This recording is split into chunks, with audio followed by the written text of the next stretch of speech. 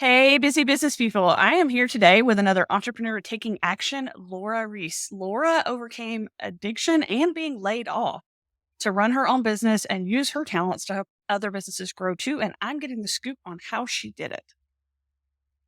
Okay, so to kick things off a little bit here, Laura, I don't want to dwell on your history too much, but you had some experiences that shaped you. I feel like we all do. But on your journey, you got laid off. You had to decide to get sober before you could get to where you are now. That's a big choice, and it's not an easy one. What do you think It gave you was the strength to do it, the let's start with the motivation? sobriety. I was in a job that was a terrible fit for me. And I wouldn't say that, I don't even think of myself as being an alcoholic.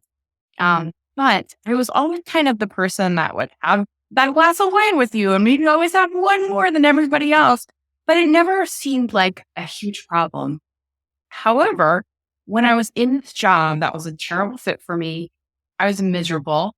And so my drinking just started accelerating to the point where I felt like it was becoming a problem and it was starting to affect, just my performance in not just in my job and in my life overall. And I knew that I needed to get rid of that to create some space for myself.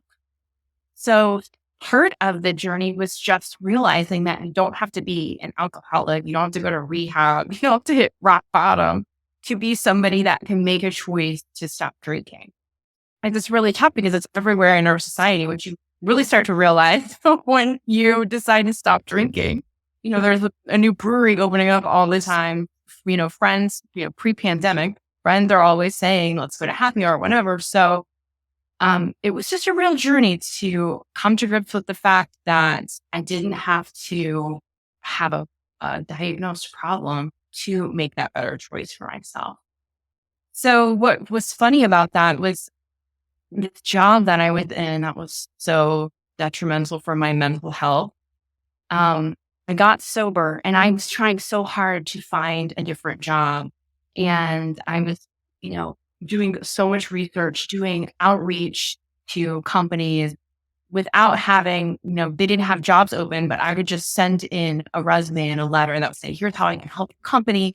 And I was getting zero response and it was debilitating. And then I got laid off from that job that I was in, which at the time seemed really devastating, but was actually the greatest thing that ever happened to me because that freed me up to then say, well, I might as well just try this on my own.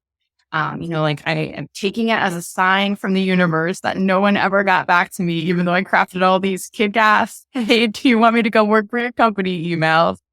So I went out on my own and that was, about 3.5 years ago. And it was a great decision. And, being sober has given me the space and the energy to make being on my own work for me really well.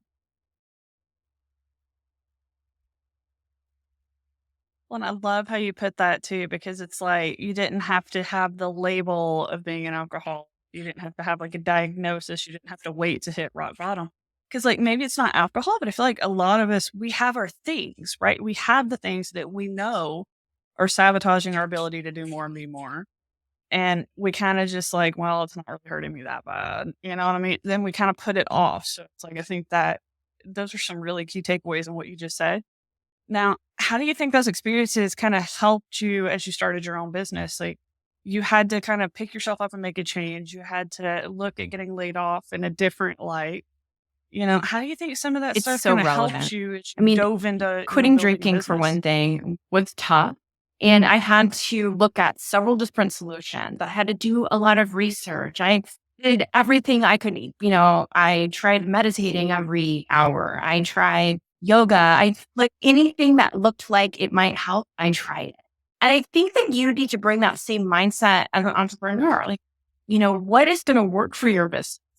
How, can you try a different style of ad? Can you try a different style of content? Just this experimentation and this understanding that there's not one silver bullet that's going to just solve everything for you. I mean, I wish that were true, but what I found in my journey to sobriety, which is kind of like a 9-month process from the time that I really committed myself to the time that I was completely sober forever, it's just a process and a journey and a figuring out And it's so hokey to say, but and I mean, like such a bumper sticker, but it is really who you become while you're figuring it out and not who you are at the end. You know what I mean? Like, it's not like you just make this decision. You're like, now I'm a perfect person. No, it's the same thing with entrepreneurship. You're like, I'm going to do, XYZ tactics. Now my business is perfect. That never happens. It is chipping away at it day after day after day. I think that, another thing is just the whole label thing and the perspective of getting laid off. You can look at things as something bad that happened to you, but you don't have to. Like, it's always your decision to make. And so when you're looking at things that maybe didn't go the way that you wanted them to go in your business, how can you just flip that perspective? And not because it's some new age energy thing to do, but because it puts your mind in a better energy to then address and solve that problem and move on. So the better you are at taking a problem and saying, okay, like this sucks, this is disappointing, but all right, how am I going to move forward from this? The more quickly that you can do that in your business, the more successful you're going to be and the faster you're going to be able to move it.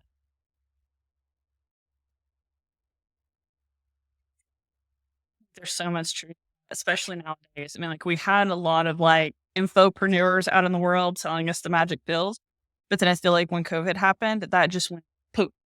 It's like where there was a few big players at the game. Now there's so many people and they're all telling you like, this is the thing you need to fix your business. This is the magic pill that's going to make it all better. And I see so many people that are investing so much money and so much time.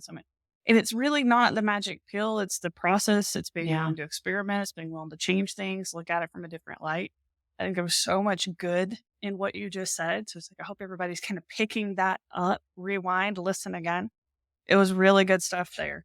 Now, I know now you've moved into helping other businesses with their marketing, but specifically, you focused in on helping people with their branding, helping them find their voice. What's Like, really why do you important think about that having a part is so defined important? brand foundation is because it sets you apart from anyone else. So if you are telling a different story every time you go in front of an audience, people don't know what to think and they probably don't even notice you because people need to hear something over and over and over before it becomes memorable to them. I always tell my clients that you need to figure out what your one thing is.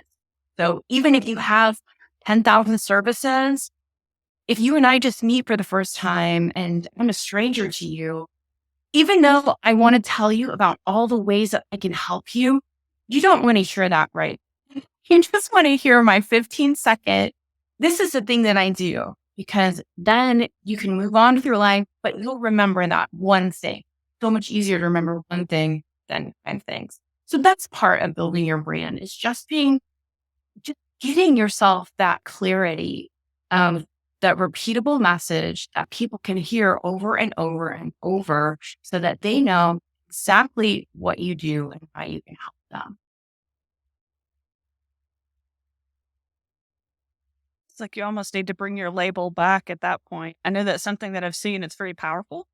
Like I started having people call me the content queen and now started getting dubbed that. And that's how I get introduced when people are making recommendations stuff to me. But it's like they put that label on me themselves, now it became easier for them to know, like, oh, this is something related to content. I should contact Christina. Or like, hey, somebody's trying to struggle to do something with content. They don't even know if I do the Absolutely. And specific you thing do channel, way but they more know if than it's content content, related, there's a good but that chance. is the door that people It's like, find you through. And once you've had them in here into your house, then you can welcome them to all of your other, products and services.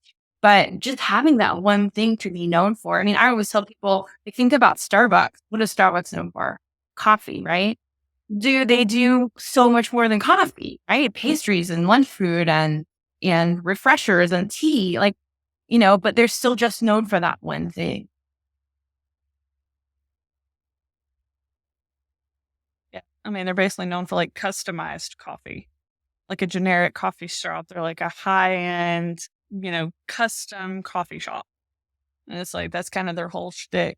It's like, I keep telling people that all the time. It's like, if you can figure out what kind of your one thing is, like, it's so powerful because if people can remember you. It's like, I've never thought about it, like wording it the exact way that you put it.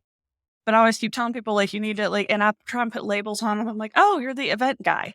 or you're a growth coach, or you're like, and they're like, well, no, but I do so much more than that. And it's so scary. They're so afraid to be like under the one Right. label, but you said it's a gateway drug. It's like, if they can get to you for the one thing, then you have more stuff and you can talk to them then and they trust you for the one thing. So I love how you put that. Now, I know I stalked you online pretty extensively before our interview here because there's so much good stuff. One of the things that you had that kind of it resonated with me really well because it also aligns with our purpose here at ETA. You said that the business owning spectrum had two extreme ends. One where you're in control, doing what you want to do, living your best life, and then the other where your hours are out of hand and every day is a work day. And like that's our whole thing at ETA, right? Is to help people build a business that enables their lifestyle instead of taking over their life. So I just want to give you an open Yeah, opportunity to I think elaborate that on when that. you start your own business, you have a lot of passion for it and you're really excited. And certainly you don't do it unless you just really have this burning desire because it's pretty hard work. I do think that that can accelerate to becoming the worst boss that you ever had. No, like holding these crazy expectations for yourself, thinking that you need to do all the work yourself, having really a lot of difficulty relinquishing control over things, um, wanting to have your hands in everything. At that extreme end, your life becomes miserable. And the whole reason, just as you said, the whole reason that you wanted to start a business in the first place become kind of moot because you're just spending 12 hours a day, 7 days a week working. So I love that when you really have your brand defined and, part of that is your mission, who you're serving. When you know what that stuff is, then you can communicate that not only to the audience that you serve, but also as you can bring in some help. And those people can then get on board with that brand message. They'll know what you do. They'll know why we do it. And that then makes it a lot easier for you to start to delegate some stuff.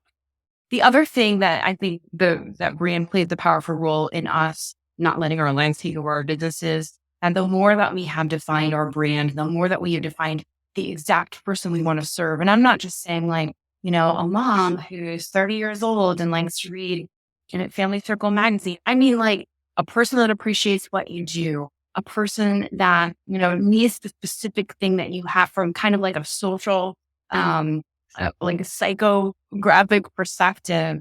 The more that you can work directly with that person, the happier your life is going to be. And the more you can say no to the people that aren't a good fit. And that is also going to pull your business back from the brink of misery, right? When you spend more time doing the things that you love to do, working with the people that you love to work with, that you can get the best results for. Well, that is such a powerful thing too. Like, I think some people that are listening to this haven't gotten to that point where you only work with people that you like. Like, you don't really understand how powerful that is until you've done it. I mean, I know there was a point in life in my business, I literally fired over 30 clients. Like, I found other people to send them to, so I wasn't just like, goodbye. Like, I did, transfer them over responsibly, but I got rid of 30 clients because they just weren't who I wanted to work with. And They talk didn't to us fit well. about I like found other the people that weight they did that fit just well with, felt lifted off of your shoulders, but it's right? powerful. Oh, yeah. It was scary and it was terrifying, but, like, one of the eye openers for me was my staff said, "Thank you." And it was like, "Wait, huh?" And it's like, well, they were miserable because I had let toxic energy into the business, and not necessarily toxic, like, these weren't necessarily bad clients, there's maybe 1 or 2 that were, but they just didn't fit. They didn't jive well, they were, not able to be themselves around these people, because I hired people for culture fit. They fit with me, they fit with the business, they fit for my goal for the business, but then I handed clients to them that they didn't fit Yeah. with. It was like, because I didn't wanna work with them. And it's like, you just don't realize how powerful that is. I think something else you just said too, like having, your brand really refined and knowing who you help, it helps you communicate that to your staff. And I mean, it's like even like intellectually, I know all this, but I had the same issue too with my team over at Content Ninjas. We've got about 30, 35 writers over there at any given time at the moment. And I realized that a lot of them didn't really know who our clients actually were. They didn't understand what they do and where we fit. And it's like I figured it out quickly, thank goodness. and we addressed that, but it was still, it's something you don't really realize, and the quality of the work they were able to do Yes. just When blew out you understand the because they why, understood why it's they so were much doing more it. powerful. They understood how it helped. I have kids and they're obviously in school. And and they're so practical, like when they take a class that shows them the application for the knowledge that they are learning, they do so much better at it than something that's more theoretical. And I think it's the same in our work life. You know what I mean? When you understand why you're doing a task, what higher purpose that serves, who is that helping, how are you serving? When you know that, it makes it so much easier to get work done. Well, there's so much overlap, I feel like, between like running a household and running a business. Like I started applying business principles to the household Yeah. and it started working a lot better. And I think, what you said, that application thing, I mean, I know that's super true for me. I mean, like my son, even he's, just finished his 10th grade year. He's supposed to be going to 11th this year. He's 16. And he's like, I don't understand the point in high school. Like we had a conversation at the end of last year and he's like, I'm not learning anything applicable. He's like, this is pointless. It's like, what are my other options? And I was like, well, GED and get a job. I mean, that's an option. I was like, but you got to really know what you want for your life and if that makes sense for your life. And we had very serious conversations. That's what he did. He's literally back here helping produce podcast episodes and stuff for me. And he's going that route and pursuing his GED. It's non-traditional, but he couldn't see Right? the application to high school. And I really couldn't help him with it. I was a high school Yeah. dropout. I dropped out my senior year and now they give me like Mhm. fine. So it's like as long as you have a plan and you're willing to dig in, like you can go a non-traditional route. I feel like that's something a lot of businesses don't think about. If you're really true to like who your voice is, who you want to serve, who you want to work It's so with, true. you don't have to go the same route everybody else is going. And a lot of times the best thing for your customers is not the normal. I mean, like look at you. Like, you identified as a marketing agency, but at the same time, Yeah. like you niched in, you're focusing on branding, Yeah. which is a really core aspect to marketing that And, so many back people just kind of to gloss what you over, just but said you're like, about well, your no son way. doing what he wanted to do and really taking a hard look at that. I think that we also sometimes overlook that in our business. Like we have a service that we offer because it's just a thing that everyone does, or it makes us a lot of money. Like, but we hate it. And sometimes I think that we don't give ourselves permission, or we don't understand, or we don't even just process that. We don't have to be doing that. We can look at our business and say, oh, well, here's the thing that I really like doing. And maybe that I can build my offers around those things instead of, this stuff that I hate that feels like a chore to get through.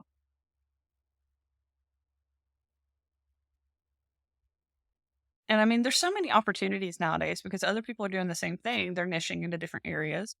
Yeah, I mean, it's like you take marketing, you need an army to do marketing the right way. You need people that specialize in all kinds of different things, from like content to graphics to branding to helping people like the strategy component to funnels. Like, Yes. you don't have to do it all yourself, especially the pieces you don't want. Like, it is so easy to form partnerships with somebody. Like, I was on a call with Qasim Islam the other day, and he was talking about JV partnerships in a whole new way that I'd never thought about. Like he was, talking about how like one guy, he built a marketing agency for Montessori schools, and he partnered with a guy that was a principal at one of the Montessori schools. So the guy's not actually like on the business as a partner, but he gets a percentage of the revenue and he consults and helps them do the right It's so things and smart. helps them plan their marketing materials. It's really pretty cool. Um, yeah, it's just a non-traditional way of approaching partnerships with other businesses, but it's just kind of like look at what's mutually beneficial. Like if you have one part of the thing you do that you love, it's so easy to go find someone else that does the other part and it's what they love. And then you just work together. You serve the I think client at the highest people level. And can there's make just so things many easier on opportunities to do different themselves. things that I think people don't Like, think about. sounds like we always want to do things the hardest way, or it feels like we're not doing, it feels like we're not doing good work if it's not taking a lot out of us. I don't think that's always true. I think we can do the things that we love. Yeah. Yeah. Well, and I mean, it's that whole, you end up getting really good at it. It's like if you focus in on one part and you get really good at it, not only are clients can understand what you do easier, but Absolutely. you start doing a better job at it. You're doing it all the time. It just makes it so much better. So, like, I know one of the things that I saw that you put out there had 3 rookie branding mistakes. Like, I wanna give you an opportunity to speak to those because I thought it was really powerful. I know one of them was your brand reflecting you and not your customer, your brand having multiple personalities, and then your brand being afraid to repel. And I feel like you danced around those 3. But can you elaborate on So some of that a little bit? one Like, of what do the you mean by biggest your mistakes brand that I reflecting always you and see not your people customer? making, even experienced people, and I even have to check myself on this, is leading with attributes instead of benefits. So what I mean by that is an attribute is what we offer, and a benefit is what our customer gets. So, I mean, like, let's think about a ubiquitous example of like McDonald's. McDonald's offers food.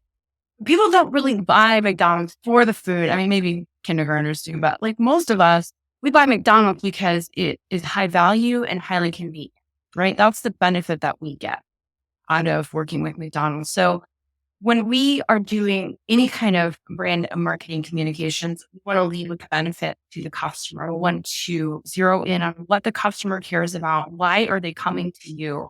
Not I have a course, not have a coaching program, not I have, a phone case. Like, why are those things important to the customer?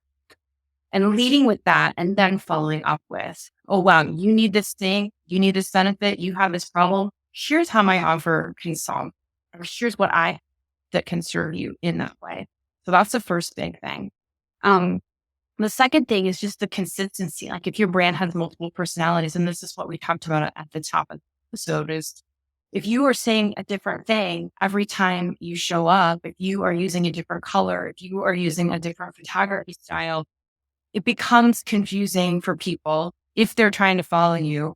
And it becomes difficult for people to remember you because if you always show up differently, you're in a sea of other people trying to capture their attention. So the more consistent you can be, the more people are going to be able to remember you. And then finally, just this idea of repelling, similar to what we talked about, niching down. People don't want to make a commitment to their one thing. They don't want to make a commitment to serving one specific type of customer. And I understand that. And I have 100% felt that myself. If you think about, like picture yourself in a crowd of people and you say, hey, you, like, you're not going to get that many people to really pay attention. But if I said, hey, Christina, like everybody named Christina is going to turn around and be like, oh, yes. So it's that's the similar way. If I say, hey, you, buy my product, like that's just not as compelling or resonant with people as if I can say, hey, professional service-based business that has a lot of experience, I think you would be a really good fit to start using social video in your content to start attracting the types of clients that you love working with the most. It's just it talks to that specific person. And if you have a product-based business, probably not going to resonate. That's okay. There's enough service-based businesses in the world for me to serve with that statement that it's okay if I am leaving some people out.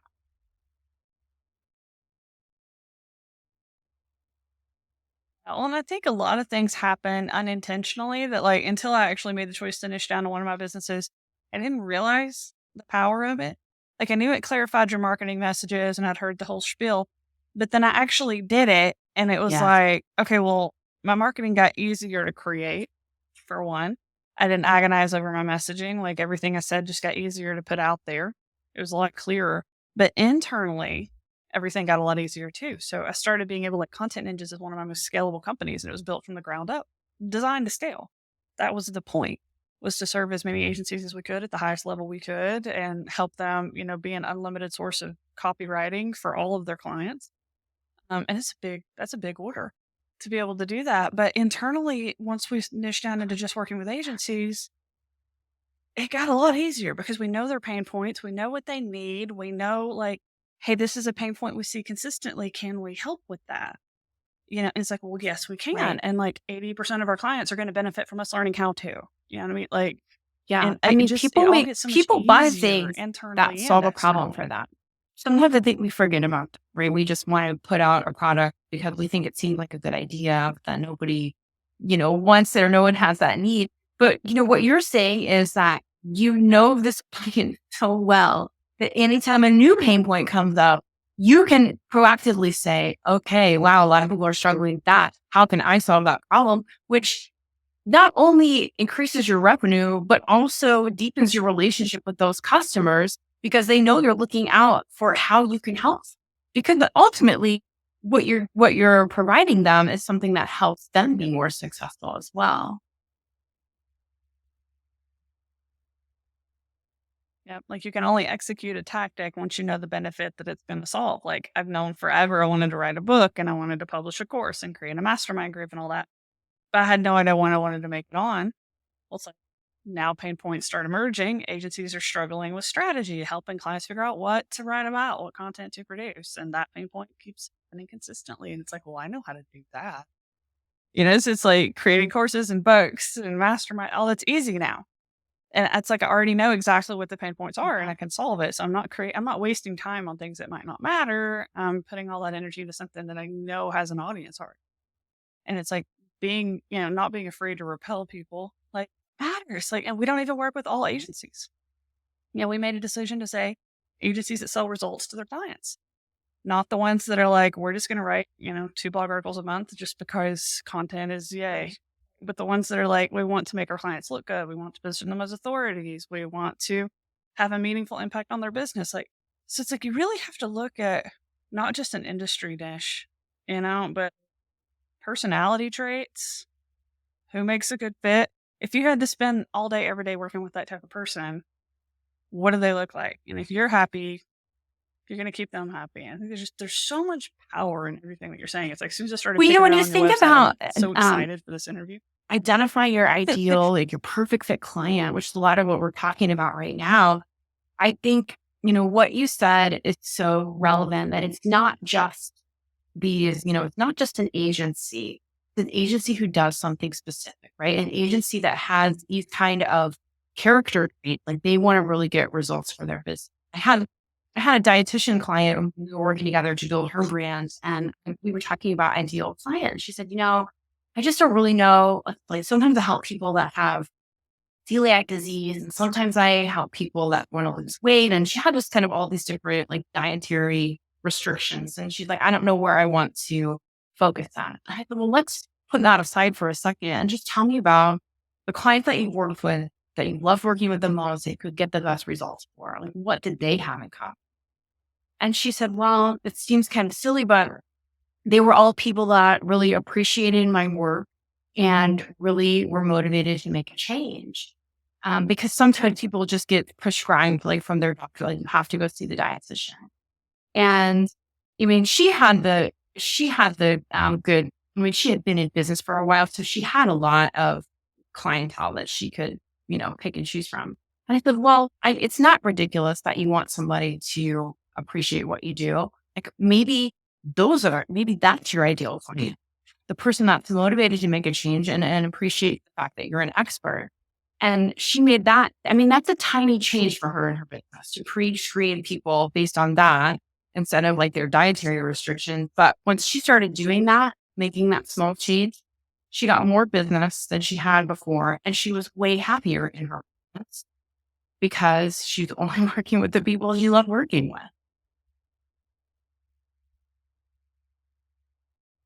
Yeah. Well, I mean, you can't undercut that either. Being happy in your business. It's like, it sounds kind of like a hokey thing to some people, and some people don't like the woo woo stuff. But it's like when you're happier in your business, it has a cascading effect. It's like your employees are happier, your clients are happier, your family's Well, it happier. prevents Like it has a burnout as cascading well, impact on your life which is a where a huge lot more problem for positive entrepreneurs, outcomes. I think. And oh yeah, huge problem. I talk to people all the time that they're working around the clock, their Yeah. brain It is doesn't feel like off, work. and it's like, but if you actually enjoy it, that's okay. If you enjoy it and it doesn't interfere on other aspects of your life, go for it. But it's like you never know when it's going to start interfering with other aspects of your life. Like I talk to entrepreneurs all the time. They're like, "Oh, well, I don't mind so much taking my laptop with me on vacation, or I don't mind answering messages from my phone when I'm doing something. I'm like, okay, but what if something real happens?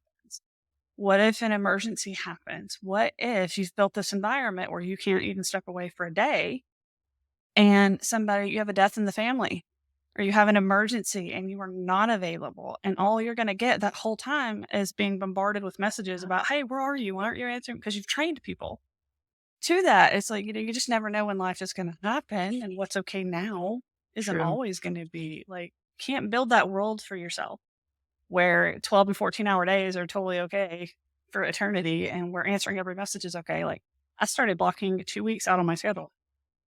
Every week when I do my weekly planning, this week and next week are blocked. They're locked down, basically. No more appointments. That is it. Yeah. Because I couldn't focus. I couldn't plan. It was distracting. So it's like, that seemed like a huge thing. Like, I'm going to get so many missed appointments. But no, they can message me. And if I want to let them in on my calendar, I can let people in. The ones, clients and stuff like that if I need to. But I try and limit that and don't do that very often. Setting boundaries, knowing who you want to work with, it's so freeing. And it's like, I know people are listening to this and they're maybe still having reservations and they're still going, but nothing. Just try it. Everything Try she's it saying out. is really good advice. Do it all. Yep. It's like, it's one of those things, like, it may feel uncomfortable to start with, but like, you just kind of have to do it. And then you'll see why. It's like, if you don't understand it at the front end, do it, you'll understand it on the back end. Like, you just have to do it. Speaking of how awesome you are and all this good advice, this is a great segue into, who do you like to work with? What do you do? And if somebody wants to just hire you to do it, I steal your work expertise, with where do they go? service-based professionals who are looking to build up their brand, specifically using social video. And so they can go from what I call an anonymous expert. Like, they're putting out, they have all this knowledge, but nobody knows about it. And moving from that to being a star in their field and start attracting the types of clients that they love working with the most. So people they can work with me by going to my website, Rees.com, so LREES.com. And we can work one-on-one together, have a one-to-one coaching program, or I have a program called Social Video Ace, which is a group program that takes you from defining your brand to learning how to message that and putting that on social video, putting together a platform, and then systematizing them so that it becomes really easy to scale that.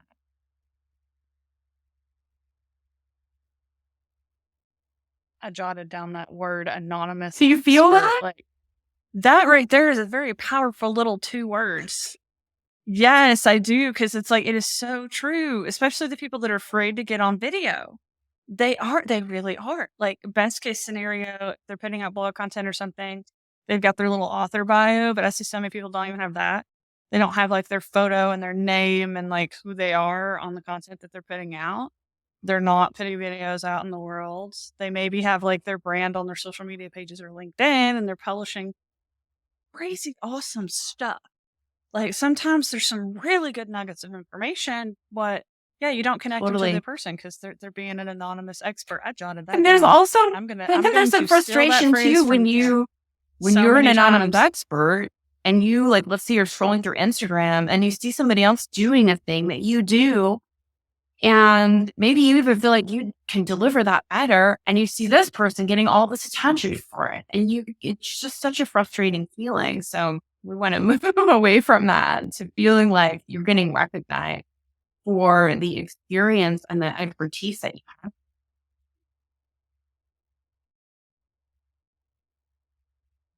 And everybody has got their unconscious capabilities, their superpowers. And when you don't use those, leverage those, and put them out into the world, yeah, I mean, you might as well just be this faceless expert from like, a textbook that we read in school. Who knows who that author is? They did a lot of effort, a lot of work, a lot of research, a lot of good stuff happening in the textbooks, but we don't know who they Yeah, are. We don't care who they are. That's a bad place to be in as a well, business and owner. the thing It's a about very showing up powerful on little 2 video words. too is that it lets people know you so quickly. There's no faster way to make a connection with people. Like, just from, if people listen to our conversation, they get a good sense of who I am. They get a good sense of who you are.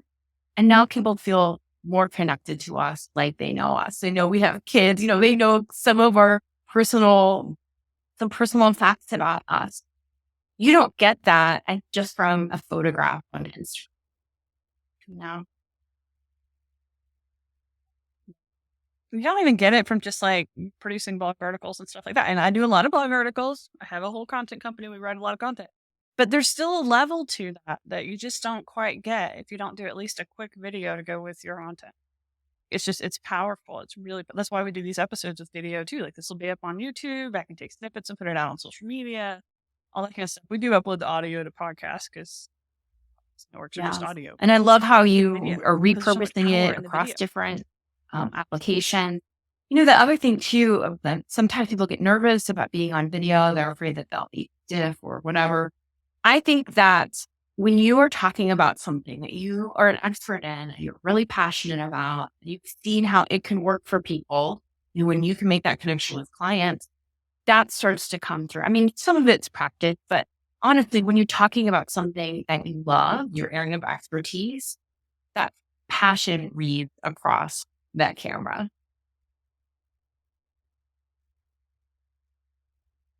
It does. And you just kind of got to get over it. I mean, I know me and you were talking before this call, and I mean, it's like I just threw a little business jacket over like a pajama outfit, y'all. Like, you don't have to be fancy to show up. Like, I brushed my hair, put some little clippies on my ears. Yeah, I mean, you don't have to be fancy to show up and be on video. Absolutely. And if I mean, I there's wouldn't have never said been a that, better nobody would have time to do noticed. So I video. just kind of outed Used to myself a be, bit like there. when I started like, my career, you had to spend No, 'cause $20,000. everybody's We doing had to it. bring in a crew and we had to light it and we had to do professional audio and we had to do a script. I'm not that you should script your stuff, but now if you have your phone or your laptop, you can make video content. It's accessible to every single person now. Probably the most accessible thing you can do because Well, you don't even need a designer to help you with graphics, or you don't need a photographer. You can turn on your camera, yeah. look into it. You don't have to have like a stunning backdrop anymore either because everybody's on Zoom. Everybody's like doing stuff from their home. I mean, like, there's a mess going on behind me. I got like computer boxes. People don't It's the care best thing to anymore. build Like, a we're kind of presence on over video, that. I I think think. it's kind of amazing. But like, yeah. Well, and I think you dropped a little nugget in there too. Like, you still need a script. I think that's true. It's almost a little too easy to do video now. So some people get on and they just like open up their phone and they're just like, no, no, no, no, no, no, no, and end up producing crap. I have a script for this. I have my questions that I wanted to ask. We can deviate and it's fine. That's Right. cool. But you still have to have, you need some kind of guiding thing to keep you on That's where track your so you brand don't ramble, foundation and and I think messaging that's so comes in. important Because nowadays once you establish because there is so that, much then video. that gives you 3 or 4 things that you're always going to talk about. You can talk about them in different ways from different perspectives, but you have those things that you're always going to talk about, and then you have endless content once you have those brand foundations in place. I love that. Well, to wrap it up here, because I know I've held you hostage for like 40 minutes now. To wrap it up, do you have any Well, I advice would or just tips say that you want that to if you share with the haven't audience, like in general? taken the time to just even define your one thing, define your perfect fit client, and also think about the ultimate benefit that you are bringing to them, not the thing that you offer, but the thing that they're getting, then that is absolutely worth sitting down and doing.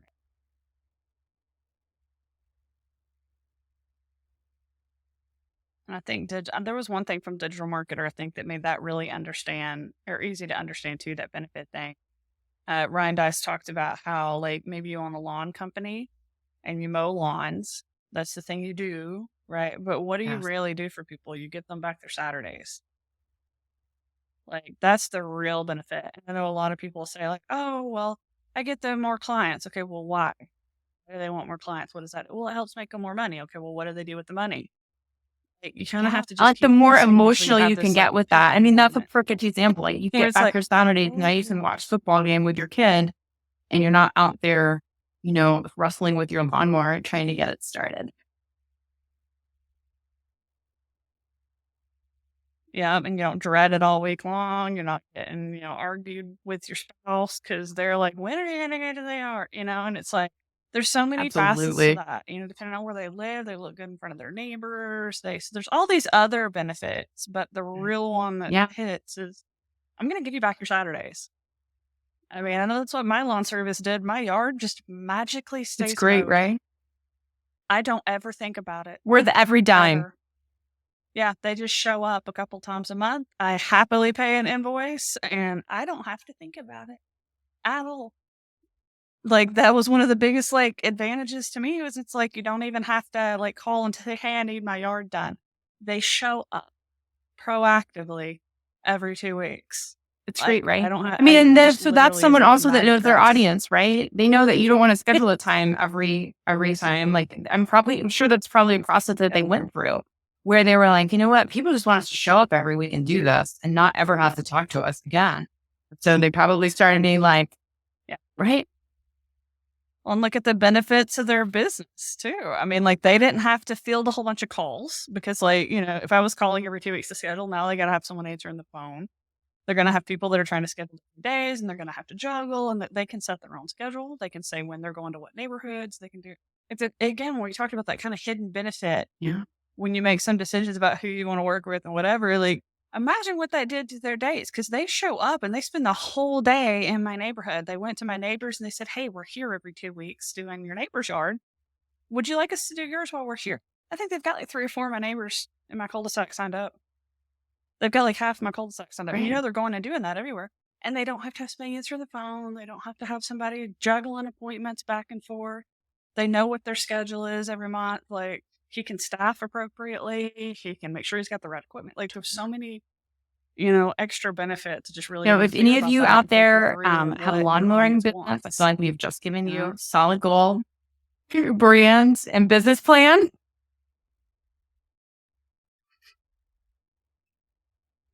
Yeah. I mean, it's funny because my husband actually has a lawn business, Oh, that's great. but we still pay someone else because his business is too busy. So he's not the one Amazing. doing our yard because that guy already had our neighborhood on lock before my husband opened his lawn business. So it's like there would be no benefit that a guy owns the Perfect. community. So we just let him keep doing ours. It's sad, but maybe that it works.